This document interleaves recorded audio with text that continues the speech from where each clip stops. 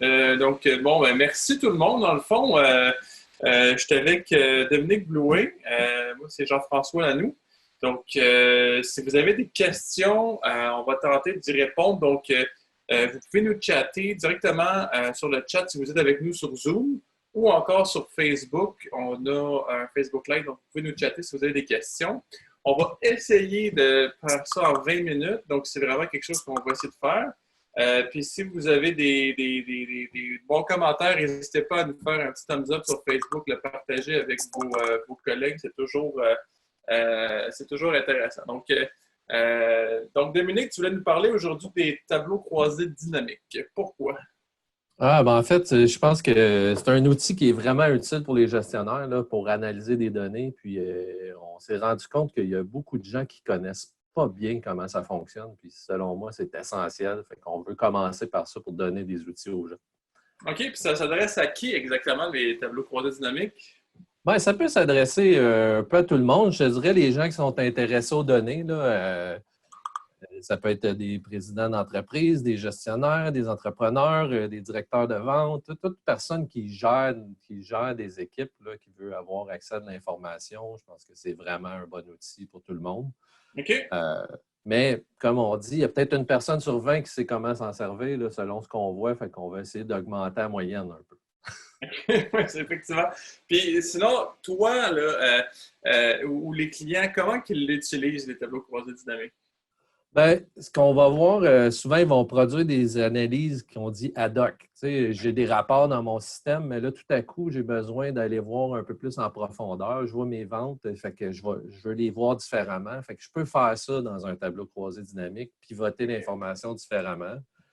On se sert de ça aussi pour valider les données des fois. Okay, j'ai un rapport, je l'extrais, je vérifie des choses. Nous, dans les projets, souvent, on se sert des tableaux croisés dynamiques pour rapidement vérifier si tout fonctionne. C'est un bon outil de conception aussi. Tu dis, il me semble que j'aimerais ça voir mes ventes comme ça, comme ça, comme ça. On peut prototyper des trucs dans des tableaux croisés dynamiques. C'est vraiment utile. Super. Écoute, dans le fond, est-ce qu'on pourrait commencer par voir ça en vrai sur Excel? Ah, c'est sûr. Ouais, écoute, je vais te montrer ça. On a toutes sortes d'exemples. Là. On peut faire des statistiques, des analyses promotionnelles, des analyses de prévision. Là, j'ai monté un petit tableau que je vais vous montrer, qui est vraiment intéressant. Si tu me donnes une seconde, je vais aller vous montrer ça. Donc, on partage ça. On va partager mon écran. Dans le fond, là, la base d'un tableau croisé dynamique, c'est d'avoir une source de données, d'avoir l'information. Tu sais, des fois, vous pouvez extraire ça de votre système comptable, votre système ERP. Puis après ça, si vous voulez regarder ça d'une autre manière, c'est ça? Exact, exact. Est-ce que vous voyez mon écran, JF? Oui. Oui. OK. Fait que dans le fond, pour notre exemple, j'ai réutilisé un tableau que j'avais fait dans le passé qui nous montre des commandes. Fait que j'ai chacune de mes commandes. J'ai un numéro, j'ai un nom de client. Fait que ma commande, c'est un client. Le client est dans une région pour un projet chargé de compte. Donc, j'ai différentes informations qui qualifient mes commandes. Pour chacune des commandes, j'ai des dollars prévus et des dollars livrés. Okay? Donc, ça permet aux gens de voir un versus l'autre. Fait que si je veux construire un tableau de croisée dynamique, première chose, c'est que je vais aller ici, regarde dans le haut, là, on voit bien Table Tools. Je vais cliquer sur Design, puis on va faire Summariser avec un tableau croisé dynamique. Donc, Summarize with Pivot Table. Je clique ici, et là, tout de suite, ça m'amène dans cette fenêtre-là. Fait que la table est sélectionnée. Puis là, je peux voir ça dans un nouvel onglet ou dans un onglet existant. On va le faire dans un nouveau. Ça va être plus simple à comprendre. Okay? Oui, vu qu'il y a déjà beaucoup d'informations dans la... Exact, exact. Fait que là, donc, j'ai mon tableau croisé dynamique. Il est là, il s'affiche, il est vide. À droite ici, j'ai un rappel de tous les champs que j'avais dans ma table dans l'onglet précédent. Donc, je peux commencer à les utiliser. Fait que mettons que tu voudrais grouper par, je sais pas moi, mettons par chargé de projet. Chargé de compte, je vais prendre mon chargé de compte, puis je vais le mettre, il y a 4 boîtes ici, là, je vais le mettre par rangée. Pouf! Fait que là, tout à coup, je sais que j'ai 3 chargés de projet dans mon système. OK. Après ça, disons que je veux compter les dollars. Ce n'est pas les compter, mais les summariser. Je vais prendre les dollars ici, puis je vais le mettre dans les valeurs. Donc, je le glisse ici, pouf, et voilà. Fait que là, je sais combien j'ai de dollars livrés par chargé de projet dans ma table qui est ici en arrière. Là. OK, ça synthétise vraiment bien l'information. Puis, mettons que tu voudrais avoir aussi par client. Bon, ben, là, je peux y aller par chargé de projet. Puis disons, je veux un deuxième niveau. Je vais dire, je vais y aller par chargé de compte, puis après ça, par client. Pouf! Ah, j'ai mis la région. C'est pas ça que je voulais. Pas grave. On va prendre le nom du client à la place. Okay. Fait que là, je peux voir toutes les ventes de Dominique dans ses différents clients. Et là, si je clique avec mon bouton droit, regarde, il y a toutes sortes d'options. Je peux trier comme ça, de la plus grosse à la plus petite. Je peux aussi venir mettre un peu de formatage. Donc, bouton droit dans le tableau, number, currency. Donc, un peu comme on fait partout dans Excel, mais tout à coup, je l'ai dans mon tableau croisé dynamique. Ah, wow! C'est super intéressant. Puis, tu peux-tu faire des filtres avec ça? Oui, il y a une façon assez simple. Là. Disons que je prends les régions. Regarde ici. Je prends la région, toujours à droite. Je l'amène dans les filtres comme ça. Fait que là, ça m'a ajouté un filtre en haut qui est ici. Puis là, si je prends la Montérégie, pouf! Bon, ben là, j'ai juste Dominique et Stéphanie qui font des ventes en Montérégie. Je pourrais aussi en sélectionner plusieurs, dire Montérégie, comme Québec, Toronto. On l'a comme ça. OK. Il y a des petits trucs rapides, là. Bouton droit, collapse, bouton droit, expand. On veut souvent là, ouvrir, fermer. Des fois, on peut avoir des centaines de lignes. Là. On est capable de cette façon-là. Puis, est-ce qu'on pourrait, mettons, avoir plusieurs tableaux croisés dynamiques sur la même page? Oui, il n'y a pas de problème. On peut les avoir sur plusieurs pages et sur la même page. Fait que là, si je prends mon tableau qui est ici, je le sélectionne comme ça, je vais aller dans Analyse, je vais faire Select, tout le tableau, comme ça, Entire Pivot. Fait que là, il est sélectionné. Là, je pourrais faire CTRL-C, CTRL-V, là, ou l'équivalent en copier. Venir ici, puis là, faire coller. Fait que là, j'ai un deuxième tableau. J'en ai deux. Ils sont pareils, actuellement, ils sont configurés pareils, mais ils sont indépendants l'un de l'autre. Donc, lui, comment je pourrais organiser ça, JF? Dans le fond, les deux, ils pointent sur la même source, mais mettons que là, tu voudrais avoir juste quelque chose de synthétisé. Mettons juste les chargés de compte d'un côté, puis groupés par, je sais pas moi, par compte de l'autre côté. OK. Fait que disons qu'ici, je vais prendre juste mes chargés de compte, comme ça. Pouf. OK, ouais. Puis ici, je vais prendre juste par mes clients, disons. Je vais enlever chargé de compte, je vais mettre juste mes clients ici. Puis, bon, fait que là, j'ai deux tableaux qui ont chacun leur filtre.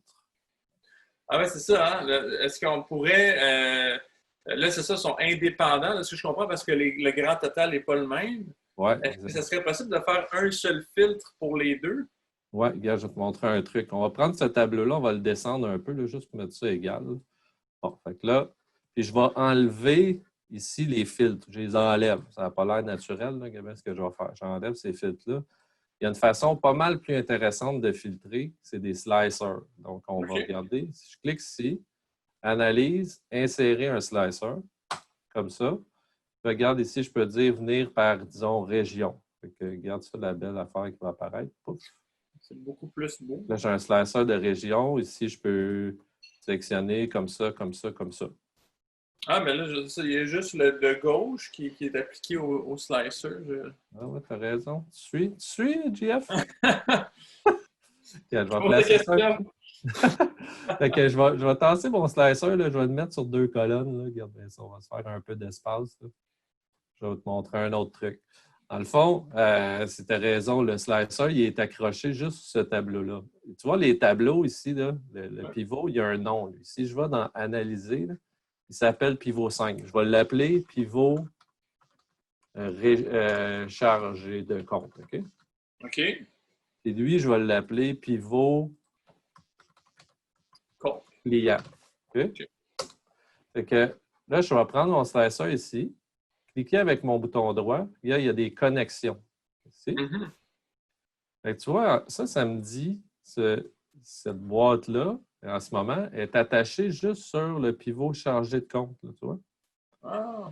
Si je l'attache sur le pivot client, comme ça, touc, là, tout à coup, on a un filtre qui s'applique aux deux.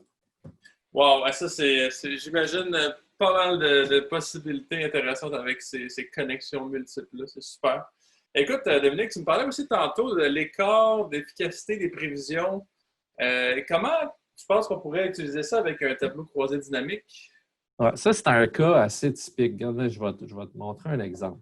Ici, parce que souvent, on veut prendre deux colonnes là, dans un tableau. On va dire les dollars livrés puis mes dollars prévus. Regarde, ici, dans mon tableau, là, dollars Ouais, prévus, je mets à côté. Ça donne bien dans notre source de données, là, on a les deux natures de données. OK?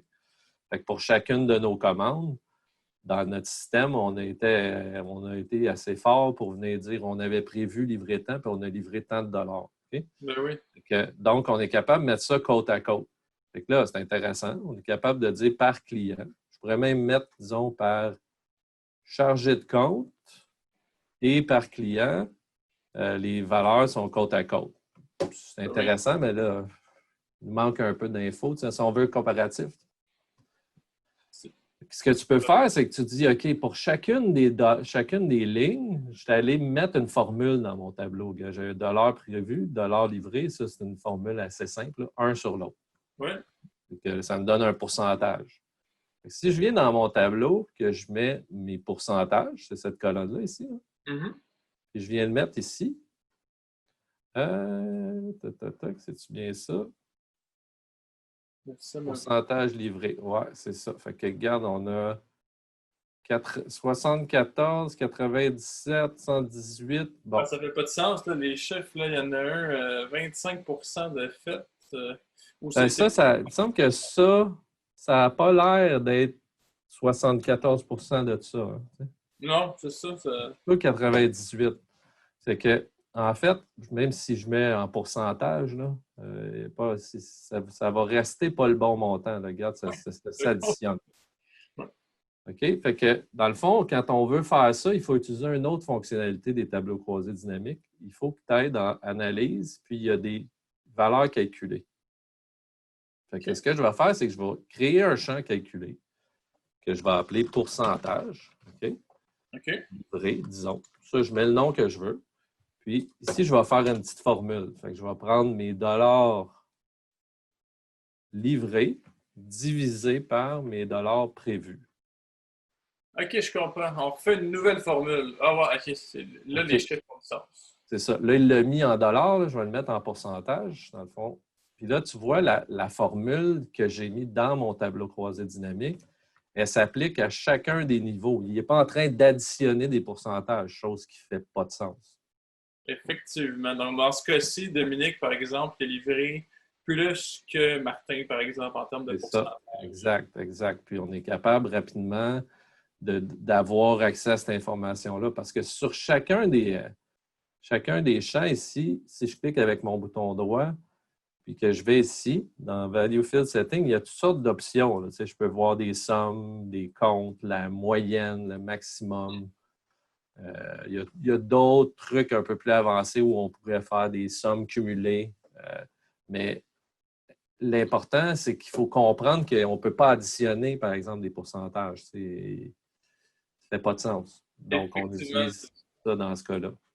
c'est super intéressant de voir et de comprendre les bonnes données parce que, par exemple, si tu voudrais donner un bonus à Dominique qui aurait livré 7400 alors qu'en réalité, c'est 90%, ça fait une petite différence à ce niveau-là. Moi, j'aime mieux mon bonus de 7400, mais c'est plus réaliste 98. Ah ouais. Sinon, c'est quoi les limitations qu'on a avec un tableau croisé dynamique?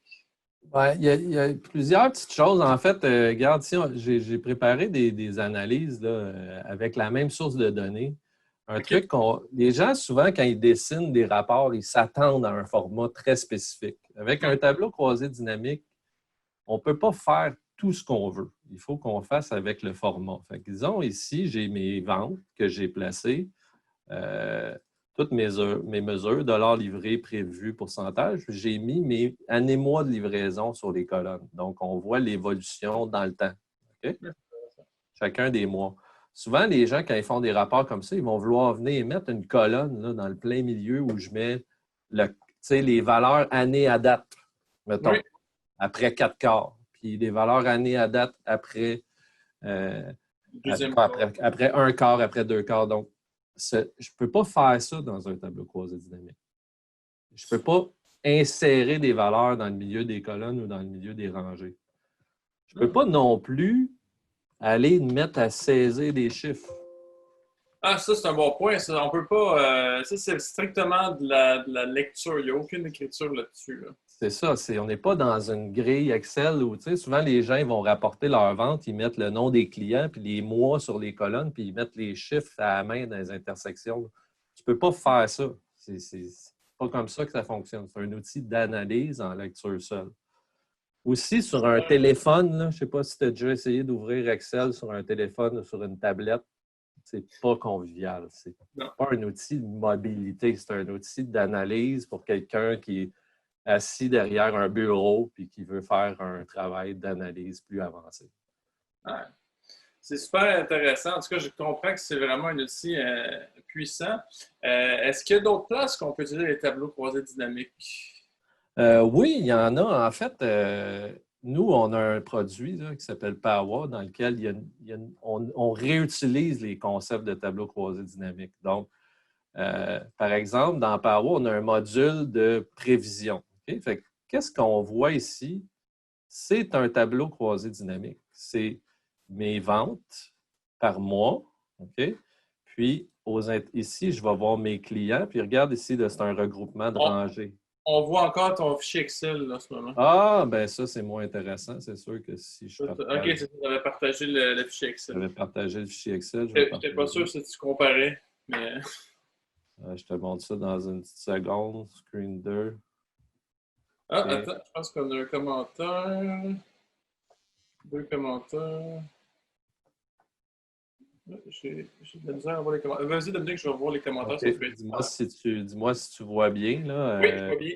OK. Donc, ici, on voit par un espèce de tableau croisé dynamique où je vois mes informations par client, par produit. Et ensuite de ça, ben, je peux aller l'étendre. Puis si j'inverse ça, un peu comme dans un tableau croisé dynamique, là, je suis par produit puis par client. OK. Mais là, on est dans un outil, justement, tu vois, dans ce cas-là, nous, on s'est inspiré de comment les tableaux croisés dynamiques fonctionnent parce que c'est un très bon outil d'analyse, mais on va pouvoir aussi aller mettre à jour des informations aux intersections. Là, on est à un autre niveau. Oui. On est sur un outil mobile. Mais le fait d'avoir compris comment que cette information-là se présente, ça te permet, quand tu arrives dans un outil, d'aussi faire des regroupements, puis comprendre, OK, là, je peux voir mes ventes par bannière, je peux les voir par client. Donc, c'est les mêmes notions qui s'appliquent. Donc, quelqu'un qui a cette capacité-là de comprendre ça, il va vraiment trouver des opportunités plus vite, puis être plus efficace comme gestionnaire. Ben écoute, ça permet de synthétiser puis vraiment de voir d'un seul coup d'œil beaucoup d'indicateurs en même temps. C'est vraiment intéressant. Il y avait-tu un autre exemple ou c'était les deux? Ben, l'autre exemple, c'est, on a par exemple, je pense que un outil de prévision, là, nous, on en a fait beaucoup des outils de prévision. Les gens font souvent ça dans Excel. Puis, quand tu utilises des tableaux croisés dynamiques, tu vas réussir à bâtir un outil, mais tu frappes des murs. Il y a toujours tu accroches les limitations de ce qu'un tableau peut faire. Donc, nous, on a beaucoup passé de temps à développer dans Excel pour ensuite de ça apporter ça dans une version plus mobile. L'autre truc, un exemple, tu sais, quand tu gères des prix, j'ai ici un tableau croisé avec des regroupements par rangée. Puis là, je sais tout de suite que ce que je vois ici, c'est mes clients, puis ensuite de ça, mes produits. Puis que je l'ai mis mes années, mois aux intersections. Fait que je suis capable de voir, bien, ce produit-là, à partir du mois de février 2020, il va être à 12 $. Fait que là, encore là, je peux faire de l'édition parce qu'on est dans un autre type d'outil qui est plus avancé. Pour les gens qui veulent gérer le data, qui ont une capacité d'utiliser Excel pour comprendre, ils vont arriver dans des outils comme ceux-là qui sont plus performants puis ils vont pouvoir être super efficaces. Ça, c'est un troisième exemple. Ouais, c'est super intéressant. Écoute, super bel outil. Merci beaucoup, Dominique, pour de tout ce savoir-là que tu nous partages. Dans le fond, j'en profite pour dire merci à tout le monde. Merci, Nathalie. On a des petits likes. Dans le fond, si vous avez d'autres questions, n'importe quoi, n'hésitez pas à nous écrire. Faites des petits thumbs up pour si vous avez aimé notre publication sur Facebook, partagez-la. Dans le fond, nous, on va faire d'autres sessions comme ça. C'est vraiment une formule qu'on veut faire. On veut faire des petites formules. La prochaine qui va s'en venir, ça va être les bonnes pratiques de planification. Donc, tout ce qui est, exemple, optimiser les activités de vente, analyser les ventes, gérer les prévisions, optimiser les promotions. C'est toutes des choses qu'on veut voir avec vous. Gestion des liquidités. Certaines personnes nous ont demandé d'avoir une petite formation là-dessus. Les KPI et les tableaux de bord, la suite, on avait fait une première version le 22 mai dernier. Puis, on a manqué de temps un peu, fait qu'on aimerait passer un peu plus de temps parce que dans le fond, c'est bon d'avoir des tableaux croisés dynamiques, mais encore faut-il avoir les bons KPI pour prendre les bonnes décisions. Dites-nous si vous avez aimé ça, partagez, puis au plaisir de vous revoir dans un autre moment. Là, je vois, j'ai juste un petit chat. Merci, très intéressant. Ben, merci Patrice, Merci Patrice, merci tout le monde. Et, Mathieu aussi nous a écrit. OK, on a répondu à ta question, Mathieu. Écoute, as-tu d'autres choses à dire, Dominique? Non, écoute, j'ai trouvé ça super intéressant. Merci pour tes questions, JF. J'ai hâte de renouveler l'expérience. C'est vraiment, vraiment intéressant. On a plein de choses à venir. J'ai hâte qu'on se reparle. All right. OK, ben, merci et bonne journée tout le monde. Bye bye tout le monde. Bye bye.